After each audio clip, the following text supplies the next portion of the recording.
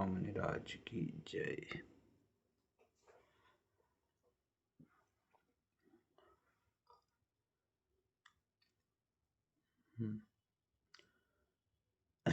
आज अपन नया विषय चालू करते हैं व्यंजन संधि का।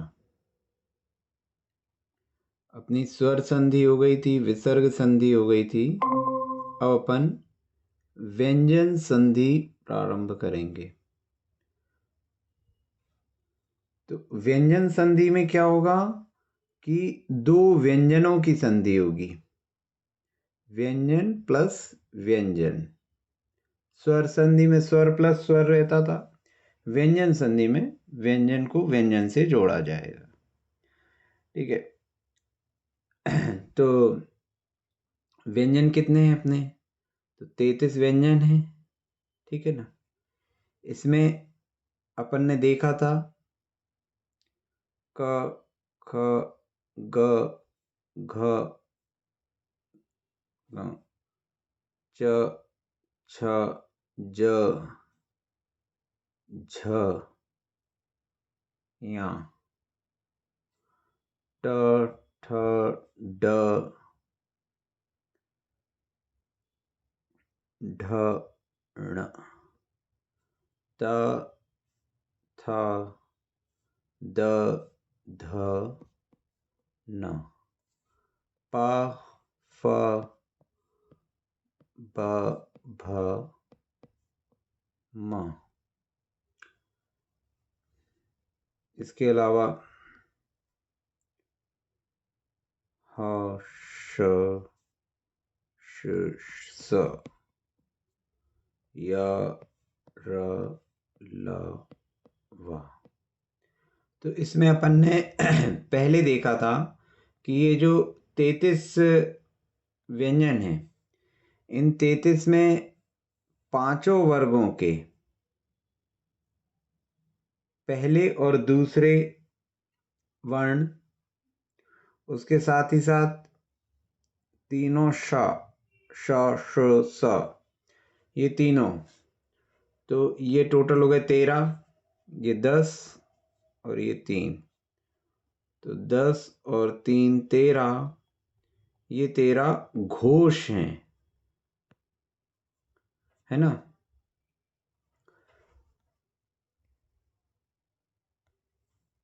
बाकी के ये जो तीसरे चौथे पांचवें अक्षर हैं हर वर्ण के, साथ ही साथ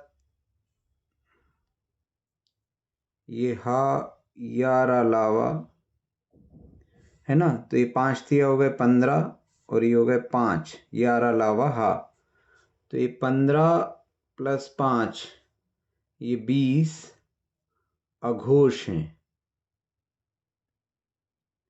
13 घोष और 20 अघोष व्यंजनों में, ये अपन ने पढ़ा था। ठीक है। तो ये अपने 5 वर्ग हैं। वर्ग का पहला, दूसरा, तीसरा, चौथा, पांचवा। ये है आपका कवर्ग, ये चवर्ग, ये टवर्ग, ये तवर्ग और ये पवर्ग। यारा, लावा, अंतस्थ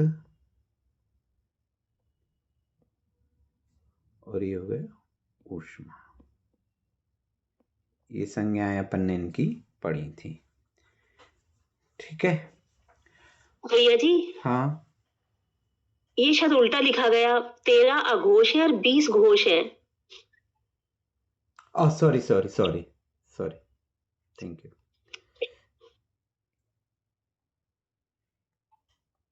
13 ये अघोष और ये 20 घोष।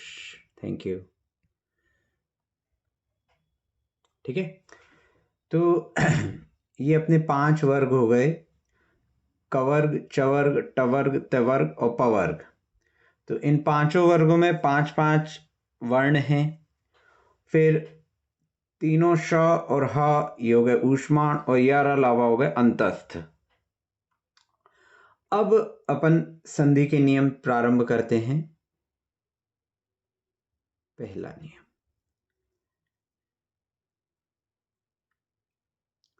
वर्ग का प्रथम वर्ण हो,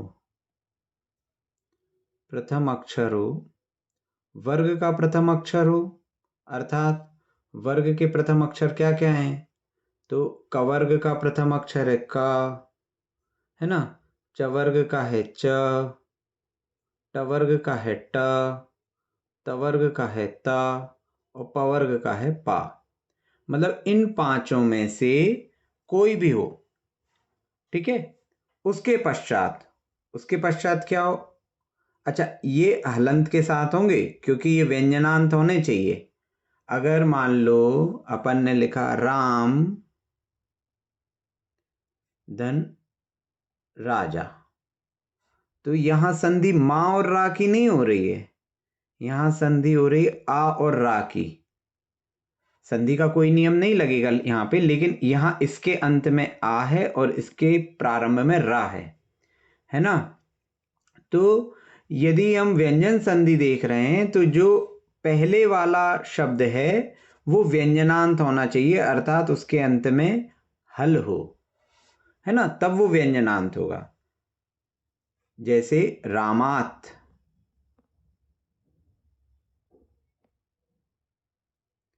ठीक है। तो रामात में क्या है? ता है अंत में। अब वर्ग का प्रथम अक्षर क, च, ट, त, प, ये कोई भी है। उसके पश्चात यदि घोष है, उसकी संधि यदि किसी घोष से हो रही है, तो इसमें क्या हो जाएगा कि ये जो प्रथम वाला अक्षर है, ये प्रथम अक्षर कन्वर्ट होके हो जाएगा तृतीय अक्षर में, तृतीय अक्षर में, वर्ग का तृतीय अक्षर। तो वर्ग का तृतीय अक्षर का अर्थ क्या हो जाएगा कि जैसे मान लो का है, तो का अपने वर्ग के तृतीय में बदल जाएगा, का खा ग। चा है तो चा अपने वर्ग का तृतीय हो जाएगा, चा छा ज। है टा है तो टा अपने वर्ग का तृतीय हो जाएगा, टा ठा ड। फिर ता है तो ता अपने वर्ग का तृतीय हो जाएगा, ता था द। पा है तो पा अपने वर्ग का तृतीय हो जाएगा, पा फा बा, ठीक है। तो जो भी वर्ग होगा, वर्ग का जिस भी वर्ग का प्रथम अक्षर होगा वो अपने वर्ग के तृतीय अक्षर में बदलेगा। कब? यदि उसके आगे कोई घोष होगा तो। इसके उदाहरण देखते, ये हो गया आपका नियम। इसके उदाहरण देखें, ये नियम क्लियर है?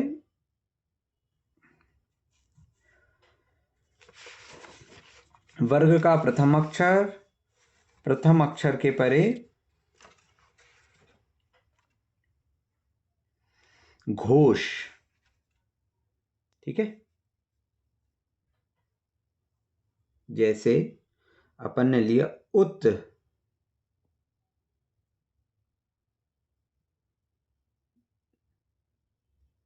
धन देश,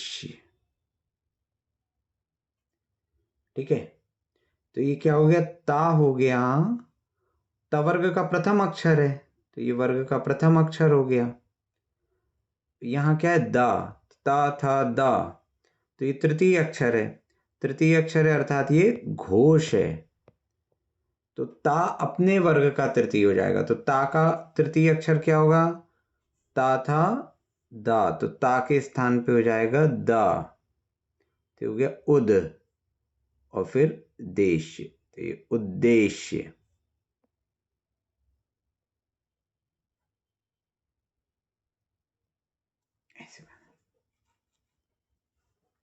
ता था, ता के बाद घोष था, तो त था दा, ता अपने वर्ग का तृतीय हुआ, त वर्ग का तृतीय क्या है? द, है ना।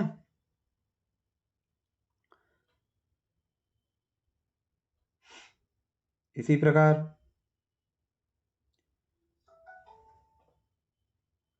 एक और उदाहरण लेते हैं।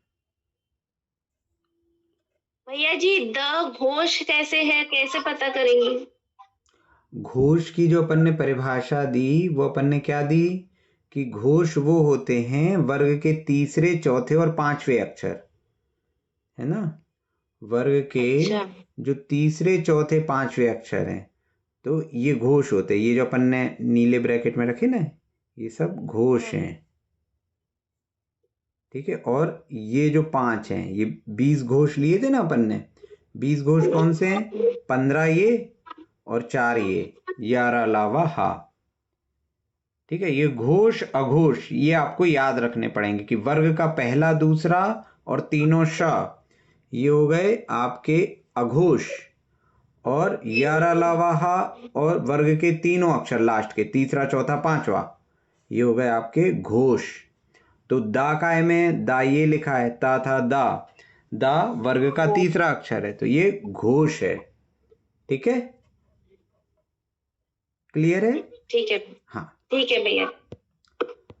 तो यहां पर अपन देखें, यहां अपन ने क्या लिया? उद्देश्य, ठीक है। एक और उदाहरण ले लेते हैं। हाँ, दिक धन गज, ठीक है। तो ये का क्या हो गया? प्रथम अक्षर हो गया कवर्ग का। और गा क्या है? का खा गा तृतीय अक्षर है तो ये घोष हो गया। तो का किस में बदल जाएगा? का तृतीय अक्षर में बदलेगा। तो का तृतीय क्या है? का खा गा, तो ये हो गया ग, तो ये हो गया दिग गज, दिग्गज, ऐसा हो जाएगा।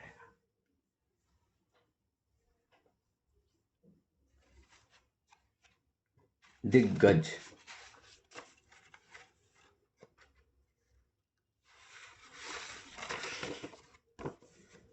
है ना।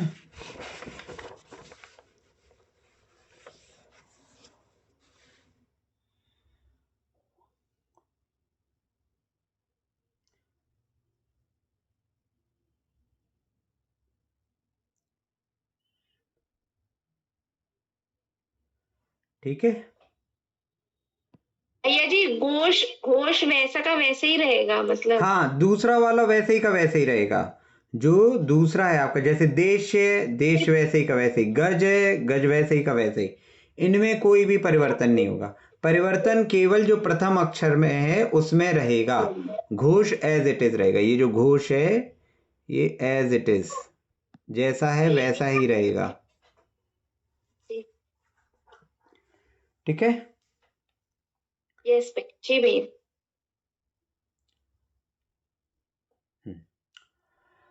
और उदाहरण देखते हैं इसके।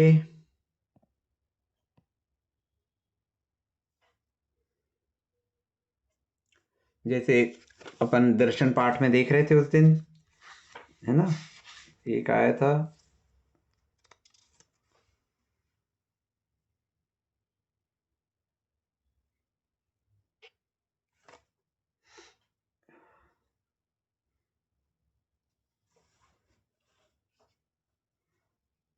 सम्यक दर्शन भी बने।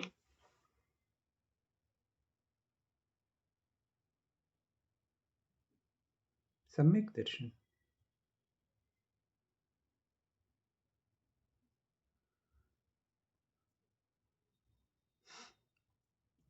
हाँ सम्यक दर्शन। जैसे अपन ने लिया सम्यक धन दर्शन, है ना। तो यहाँ क्या हो गया? ये का है, ये प्रथम हो गया, का वर्ग का प्रथम अक्षर। यहाँ दा है, ता था दा, ये तीसरा है तो ये हो गया घोष। तो का के स्थान पे क्या हो जाएगा? ग, तो सम्यक दर्शन,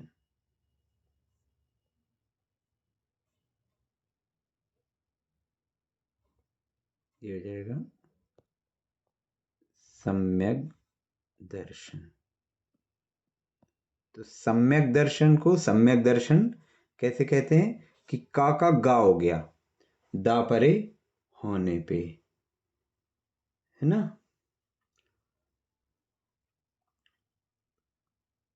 ठीक है, ये क्लियर है? किसी को कोई प्रश्न इसमें?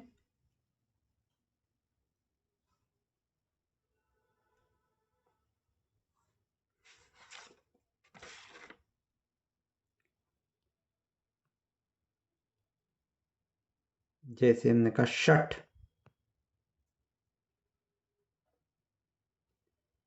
धन गच्छति, षठ गच्छति, तो यहाँ टा ये प्रथम हो गया। ठीक है, ये प्रथम अक्षर है। गच्छति, गा जो है वो घोष है, तृतीय है, तो क्या हो गया? भैया इसमें जो मतलब प्रथम अक्षर के आने पे ही होगा क्या? कै वर्ग या च वर्ग या तय वर्ग के प्रथम हाँ, अक्षर आने पे ही हाँ। होगा या किसी भी अक्षर के नहीं आने नहीं पे हो नहीं नहीं जाएगा? नहीं नहीं, पहला अक्षर, पहला अक्षर अपन ने नियम में लिया है ना कि वर्ग का प्रथम अक्षर हो। वर्ग का प्रथम अक्षर किससे मिले?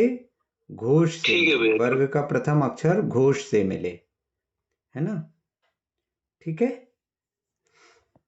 ठीक है भैया, ठीक। हाँ, तो यहाँ पे षड धन गच्छति, तो टा ठा डा, टा वर्ग का तृतीय क्या हो जाएगा? षड, षड गच्छति।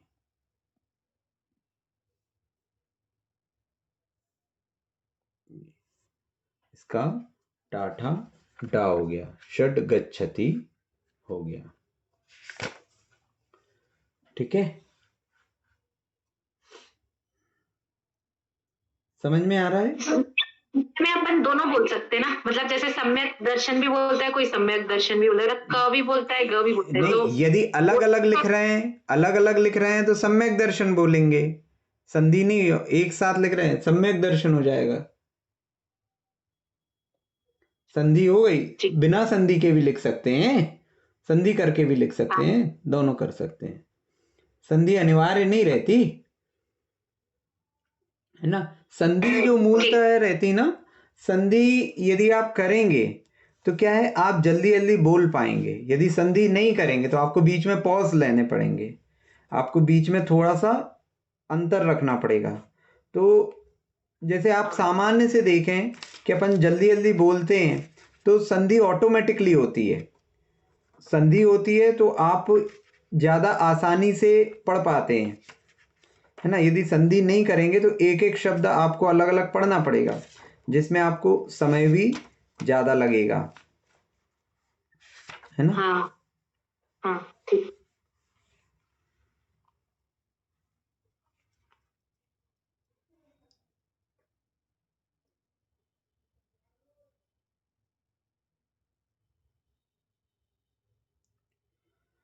अब इसमें जो दूसरा नियम है, दूसरा नियम भी पूरा एज इट इज है। उसमें बस क्या है, यहाँ पे दूसरे नियम में अंतर ये आ जाएगा कि यहाँ पे घोष के स्थान पे कोई स्वर हो। यदि घोष के स्थान पे कोई स्वर आ रहा है तो भी यही प्रक्रिया होगी कि प्रथम अक्षर तृतीय अक्षर में परिवर्तित हो जाएगा। तो अपन कह सकते हैं कि वर्ग का प्रथम अक्षर अथवा घोष कुछ भी हो तो क्या हो जाएगा, वर्ग का प्रथम अक्षर तृतीय अक्षर में परिवर्तित हो जाएगा। जैसे उदाहरण के लिए अपन देखें,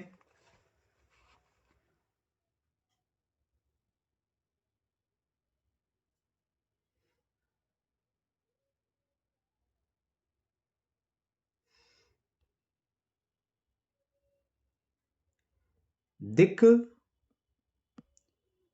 धन अंबर,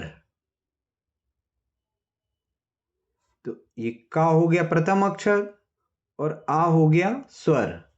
तो वर्ग का प्रथम अक्षर स्वर से मिला तो वर्ग का प्रथम अक्षर बदल जाएगा तृतीय अक्षर में, तो ये हो गया दिग धन अंबर। अंबर एज इट इज रहा वैसे की वैसी, तो गा आ से मिल गया तो ये क्या हो गया, दिगंबर।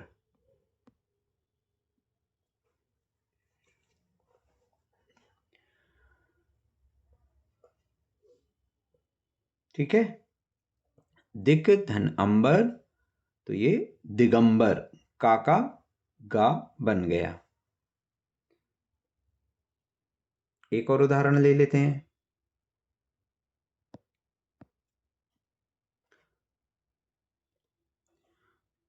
चित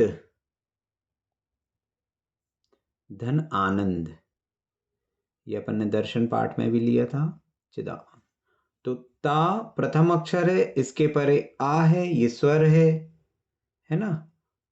ता हो गया प्रथम अक्षर, तो प्रथम अक्षर के परे स्वर हो तो ता का क्या हो जाएगा, ता था द, प्रथम अक्षर अपने ही वर्ग का तृतीय अक्षर हो, तो चिद धन आनंद हो गया। तो ये क्या हो जाएगा, चिदानंद।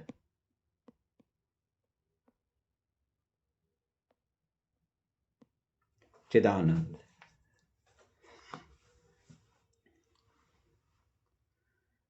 इसी प्रकार जगत धन ईश, तो ता क्या हो गया, प्रथम अक्षर, इसके परे स्वर, तो ता के स्थान पे हो जाएगा दा, तो ये हो गया जगद धन ईश,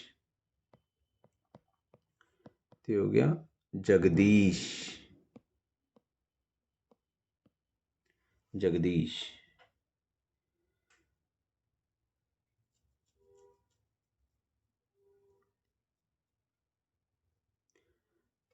ये समझ में आ रहे हैं, मतलब इसमें कोई को कंफ्यूजन है तो आप पूछ लीजिए, किसी को कहीं भी कोई चीज समझ में, जैसे अपन कुछ तत्वार सूत्र के देख लेते हैं उदाहरण, तत्वार सूत्र में, हाँ।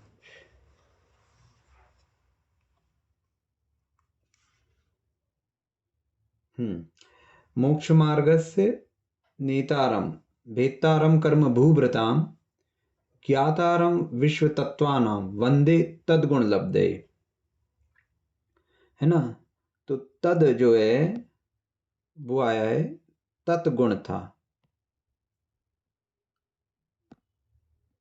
तो तत्गुण था, ता हो गया प्रथम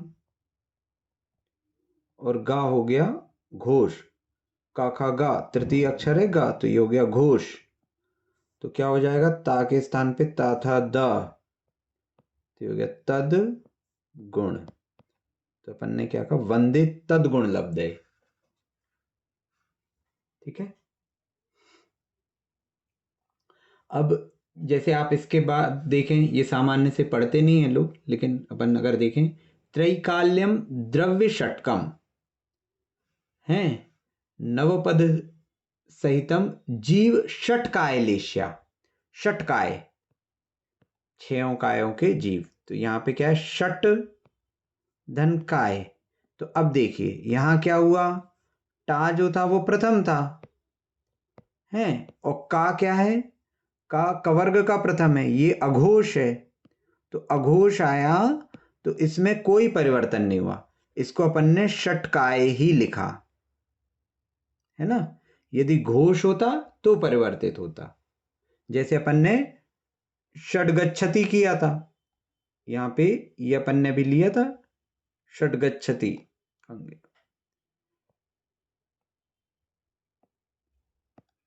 तो षड्गच्छति में क्या था, गा था, यदि हम षट गच्छति करते, षट धन गच्छति,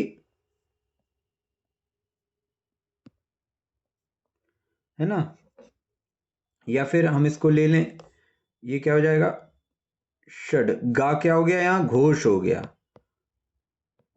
तो ये क्या हो जाएगा, षड टाठा डा षड गच्छति, टा तृतीय हो जाएगा।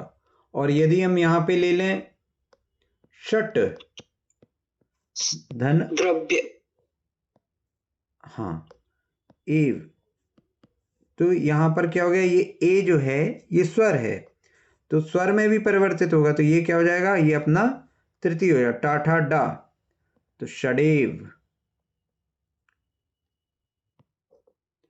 द्रव्य, तो यहां हमने लिया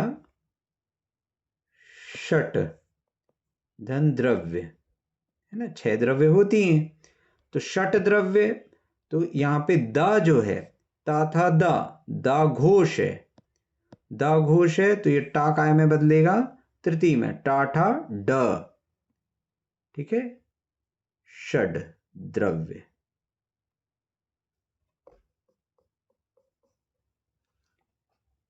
ठीक है,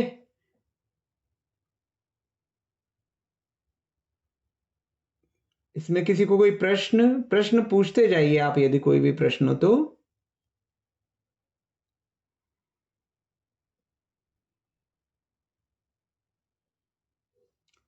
आगे चलें।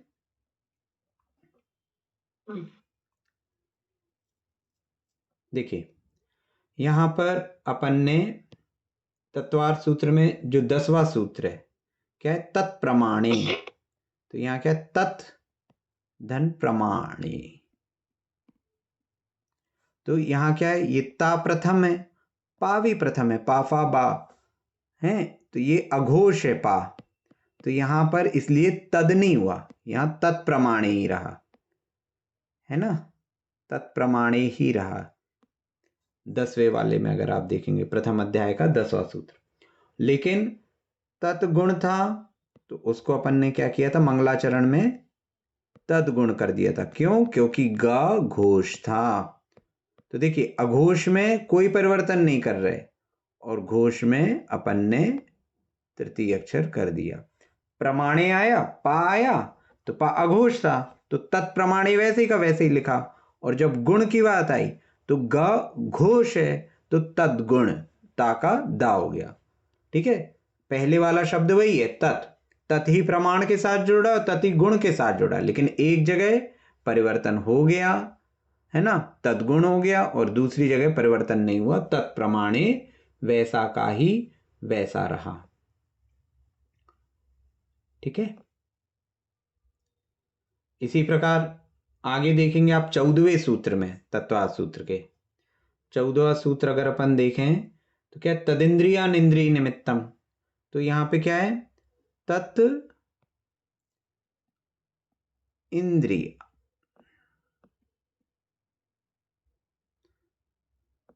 इंद्रिय और अनिंद्रिय, तो तत् इंद्रिय, तो यहां क्या हो गया, तत् है और इसके बाद स्वर आ गया, स्वर आ गया तो क्या हो जाएगा, ता का दा हो जाएगा, तो ये हो गया तद इंद्रिय, फिर दा में ई जुड़ जाएगा, तो ये क्या हो जाएगा, तद इंद्रिय। तो देखो एक ही तत् लिखा हुआ है, तत् के बाद प्रमाणे आया तो अघोष था, तो तत्प्रमाणे रहा, तद्गुण आया तो गुण का गा घोष है, तो तद्गुण हो गया, और तत् इंद्रिय हुआ तो इंद्रिय का ईश्वर है, तो तद इंद्रिय हो गया। ठीक है ना, समझ में आ रहा है? किसी को कोई प्रश्न हो तो पूछ लें।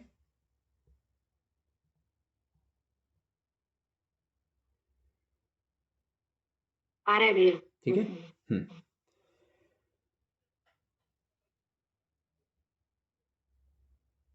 अब देखिए यहां पर जो 22वां सूत्र है पहले अध्याय का,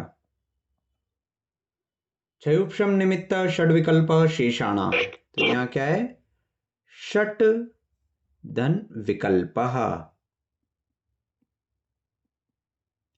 षट विकल्प, तो ये क्या हो गया, षट विकल्प, ये हो जाएगा टाका डा, षड विकल्प। क्यों? क्योंकि 11वां वा, तो वा क्या है, घोष है, तो घोष था तो टाका डा हो गया, षड विकल्प। इसी प्रकार 24वें सूत्र में, विशुद्ध प्रतिपाताभ्याम तद विशेष, ठीक है, तत् धन विशेष,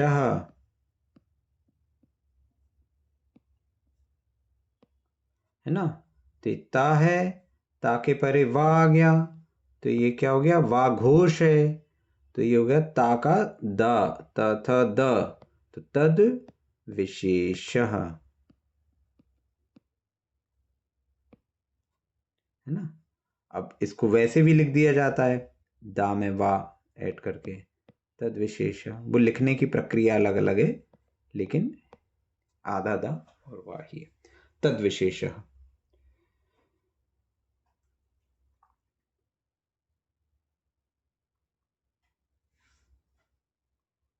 इसी प्रकार कुछ और उदाहरण अगर अपन देखें, आप अक्सर जिनका प्रयोग होता है,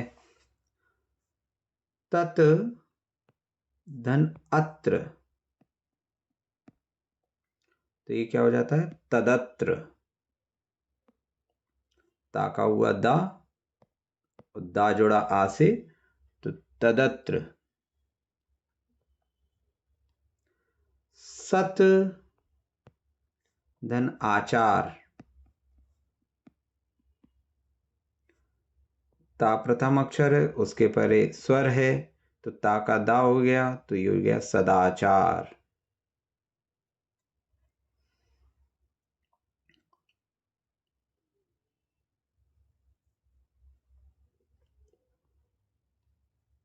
वाक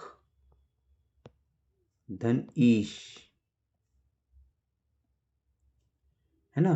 का के का प्रथम अक्षर है ना, का हो गया प्रथम अक्षर, इसके परे स्वर, तो का हो जाएगा ग, तृतीय अक्षर होगा, तो वाग धन ईश, तो ये हो गया वागीश।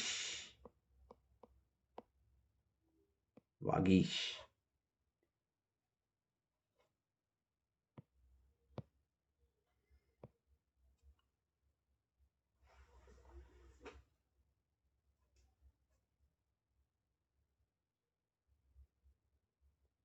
अच धन अंत, तो चा के परे स्वर है, चा प्रथम अक्षर है, तो च छ ज, तो हो गया अज अंत, अजंत।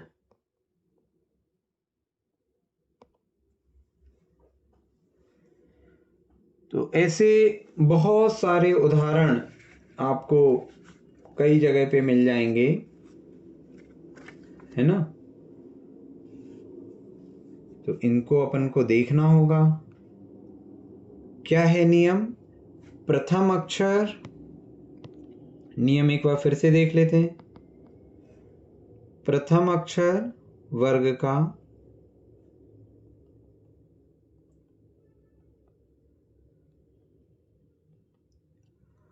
उसका संयोग हो स्वर से अथवा घोष से, तो रिजल्ट क्या आएगा, रिजल्ट आएगा प्रथम अक्षर के स्थान पे हो जाएगा वर्ग का तृतीय अक्षर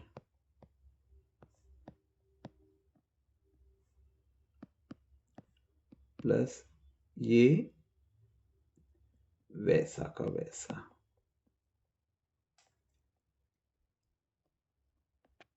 अपरिवर्तनीय।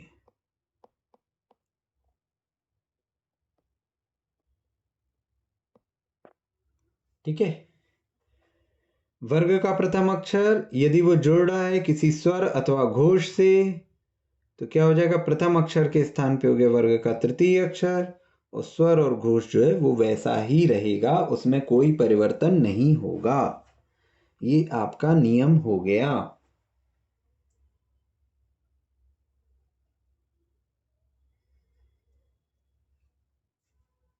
ठीक है। इसमें किसी को कोई भी प्रश्न हो तो आप पूछ लें।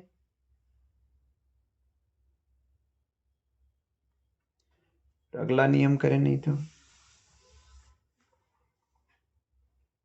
अगला नियम। अब देखिए, इसमें इसी नियम में थोड़ा सा परिवर्तन होगा कि वर्ग का प्रथम अक्षर है, प्रथम अक्षर के परे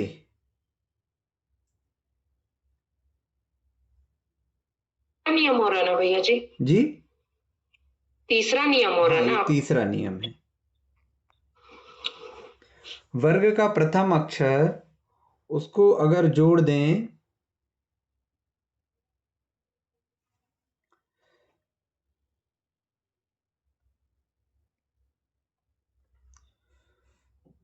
पंचम अक्षर से,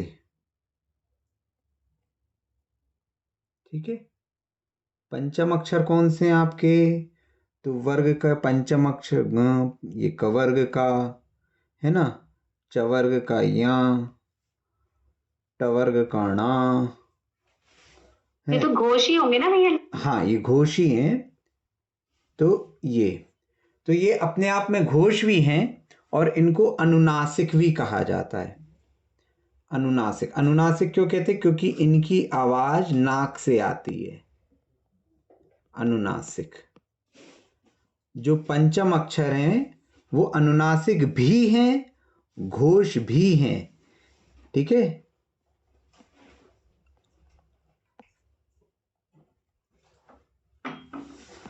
ये पंचम वर्ण जो हैं हर वर्ग के, तो ये 5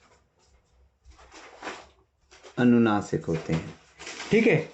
तो अब इसमें क्या है कि यदि ये इससे जुड़ रहा है तो आपका पहला नियम था कि वर्ग के प्रथम अक्षर के बाद घोष हो, तो पहला नियम इसमें लग जाएगा, है ना, क्योंकि घोष ये अपने आप में घोष भी हैं और अनुनासिक भी हैं, तो घोष वाला नियम तो लगेगा ही लगेगा। इसी के साथ साथ एक दूसरा नियम इसमें विकल्प से लग जाएगा। विकल्प से जो प्रथम अक्षर है उसको क्या कर दिया जाएगा, पंचम अक्षर। तो यहां इसको विकल्प से पंचम अक्षर किया जा सकता है। बाकी समझ रहे हैं कि यहां पर क्या हो जाएगा कि ये जो है आपका प्रथम अक्षर, ये पंचम अक्षर के रूप में परिवर्तित हो जाएगा, बाकी वैसा का ही वैसा रहेगा। ये विकल्प से होगा, आप इसमें दोनों कर सकते हो, उसको पंचम अक्षर भी बना सकते हो और उसको तृतीय अक्षर भी बना सकते हो। क्यों? क्योंकि तृतीय अक्षर वो हो जाएगा घोष से।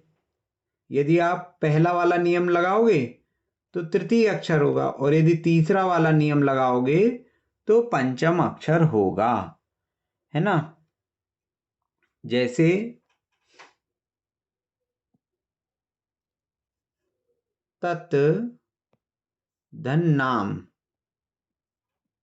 तो तत् धन नाम है, तो तत् नाम, तो यहां क्या हो गया, यहां देखिए यहां पर आपका ता जो है ये हो गया प्रथम अक्षर, ना जो है वो आपका पंचम भी है और घोष भी है ना, क्योंकि वो पंचम भी है और घोष भी है। तो यदि हम पहला नियम लगाते हैं, नियम क्रमांक 1 लगाते हैं, तो क्या हो जाएगा, ता का तृतीय अक्षर, तो ये होगा तदनाम। और यदि हम तीसरा नियम लगाते हैं, यदि हम तीसरा नियम लगाते हैं, ठीक है, तो ये क्या हो जाएगा, ता के स्थान पे पंचम अक्षर, तो ता था दा धा ना, तो तन्नाम। तो तन्नाम और तदनाम दोनों पॉसिबिलिटीज हैं, इसकी दोनों संभव हैं, ठीक है। ये केवल पंचम अक्षर के केस में होगा। और भैया अर्थ भी दोनों के एक ही निकलेंगे ना? अर्थ तो एक ही तदनाम है, या- अर्थ तो तत्नाम का ही है, वो तो संधि हाँ। हुई, संधि केवल आपका लिखने का तरीका है, उससे अर्थ में कोई परिवर्तन नहीं आता, है ना। ये तो केवल आपका एक लिखने का तरीका है। सामान्य से जब अपन संस्कृत में वार्तालाप करते हैं तो वार्तालाप करते समय संधि का प्रयोग नहीं किया जाता, अलग अलग करके, जैसे आप कर्सिव राइटिंग और अलग अलग लिखते हो, ABCD हमने ऐसे लिख दिया है, और इसको कर्सिव राइटिंग में लिख दिया, तो इन दोनों में अंतर क्या है? अंतर कुछ नहीं है। बोलने में तो कर्सिव राइटिंग हो चाहे कुछ भी हो, एक से ही बोला जाता है। तो ये केवल लिखने का तरीका है ना। और जब हम संस्कृत में वार्तालाप करते हैं तब हम विच्छेद करके भी वार्तालाप कर सकते हैं, संधि करके भी कर सकते हैं। और जब हम पाठ करते हैं तो पाठ करते तो जैसा लिखा हुआ है वैसा पाठ करेंगे। मतलब यदि आप तत्वार्थ सूत्र का पाठ कर रहे हैं तो जहां पर आचार्य महाराज ने संधि की है वहां आप संधि करके ही पाठ करेंगे, उसको विग्रह करके पाठ नहीं करेंगे। समझने के लिए आप विग्रह करके समझिए, लेकिन जब आप पाठ करेंगे तो पाठ आपको संधि करके ही करना है। क्यों करना है? क्योंकि आचार्य महाराज ने संधि की है, मूल पाठ वही है ना। इसके और उदाहरण देख लेते हैं अपन। तन निसर्गाद अधिगमाद्वा तत्वार्थ सूत्र में आता है, तो ये क्या हो जाएगा? तत् धन निसर्ग। तो ये क्या हो गया? ता और ता के परे ना है, ना हो गया आपका पंचम, है ना। तो यहाँ क्या हो जाएगा? ता के स्थान पे ता था, दा धा ना, ये भी पंचम हो जाएगा। तो तन, है ना, तन निसर्ग। तो ये क्या हो गया? तन निसर्ग।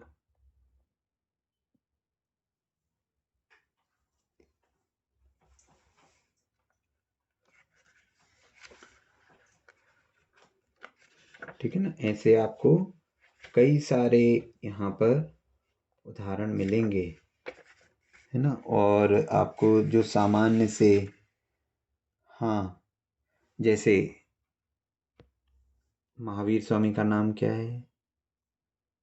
सत धनमती।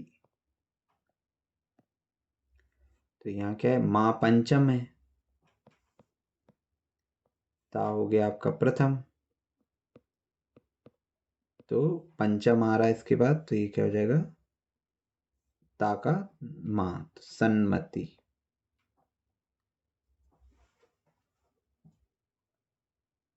मतलब सदमती का भी वही मतलब हुआ। हाँ, सदमति सन्मति दोनों का एक ही अर्थ है। ठीक है। तत् धनमय, तो यहाँ पंचम आ रहा है, तो ये हो जाएगा तन्मय, ता था दा धा ना।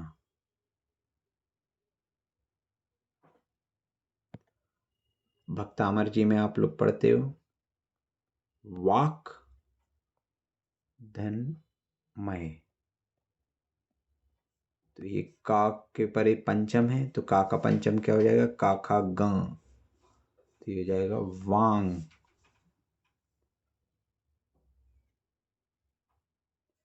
वांगमय, ठीक है, का के वांगमय। वांग्मय तत्व बोधा, वही है ना भैया हाँ, जी? वही वही। अब यदि हम कहते हैं षट मुख,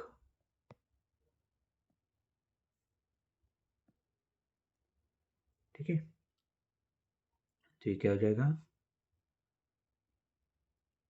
टा ठा डा ढा णा, तो यहाँ आ जाएगा णा, षण्मुख, 6 मुख वाला षण्मुख।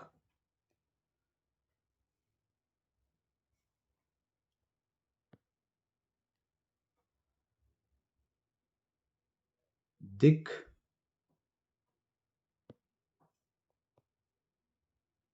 नाग, क्या हो जाएगा? का खा गा गा गा, तिंगनाग।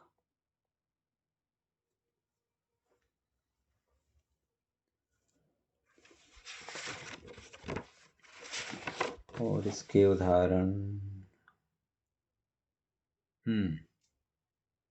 जैसे अपन ने कहा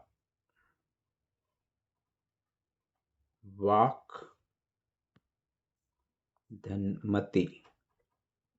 तो इसका हो जाएगा का खा गा घा का वर्ग का पंचम वांग, वांगमती। और यदि अपन पहला वाला नियम लगा दें तो वागमती तृतीय। तो तृतीय और पंचम दोनों आ सकते हैं सभी जगह जब जब, इसलिए यहां पर क्या कहा है, विकल्प से।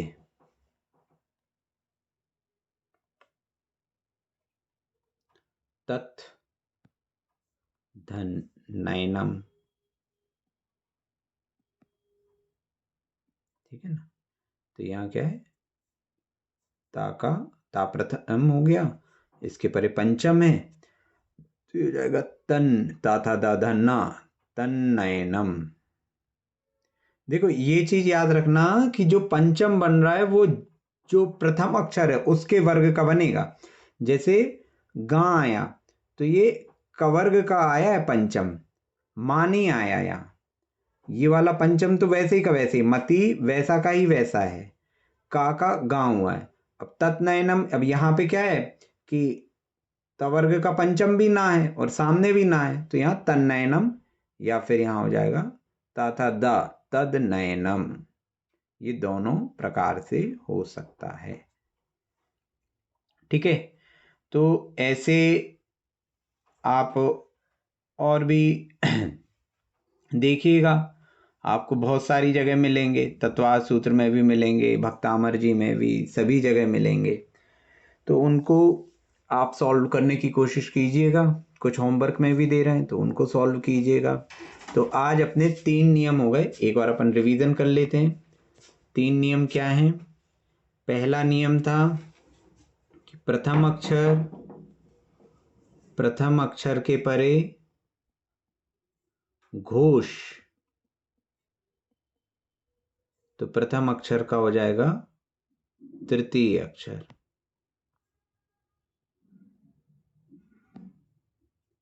दूसरा नियम क्या था कि प्रथम अक्षर उसके परे स्वर, तो प्रथम अक्षर के स्थान पे हो जाएगा तृतीय अक्षर।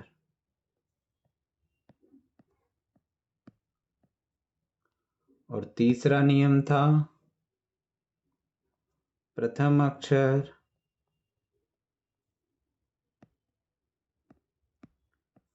के परे पंचम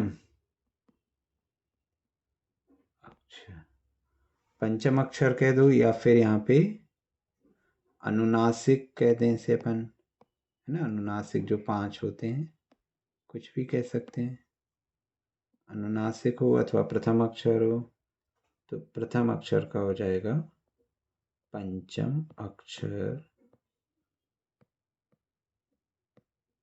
अथवा तृतीय अक्षर।